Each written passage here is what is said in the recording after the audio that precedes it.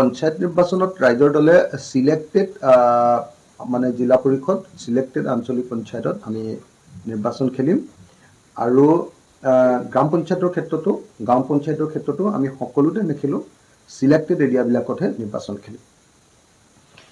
তাৰ কাৰণটো হ'ল যাতে আমাৰ জৰিয়তে আমাৰ বিৰোধী দলৰ ভোটটো যাতে বিভাজন নহয়।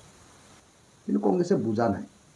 কংগ্ৰেছে অকল নিজৰ সংগঠনৰ স্বাৰ্থ দোহাই দিয়ে যে কাৰ কিমান শক্তি আছে সেই স্বাৰ্থৰ দোহাই দি তেওঁলোকে কি কৰিছে যে কংগ্ৰেছে অকলে খেলিব কৈছে।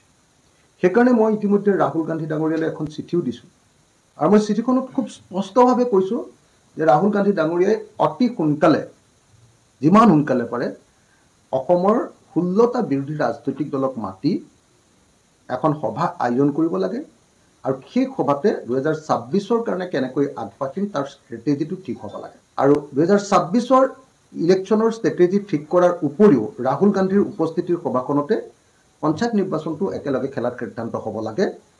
এই কথাবিলাক লিখি মই ইতিমধ্যে ৰাহুল গান্ধীলৈ আৰু বহুত কথা আছে বাৰু ৰাহুল গান্ধী ডাঙৰীয়ালৈ মই এখন চিঠি দিছোঁ।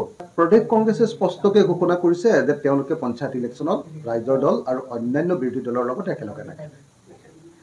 প্ৰদেশ কংগ্ৰেছে স্পষ্টকৈ ঘোষণা কৰিছে যে পঞ্চায়ত ইলেকশ্যনটো সকলোৱে অকলে খেলি নিজৰ শক্তি সামৰ্থ্য দেখুৱাব লাগে। আমি আকৌ এই মুহূৰ্তত শক্তি সামৰ্থ্য দেখুৱাতকৈ আৰু শক্তি সামৰ্থ্য দেখুৱাবলৈ গৈ ভোট বিভাজন কৰাতকৈ আমি এই মুহূৰ্তত 2026ত বিজেপিক পৰাভূত কৰাৰ কাৰণে বেছি দায়বদ্ধ।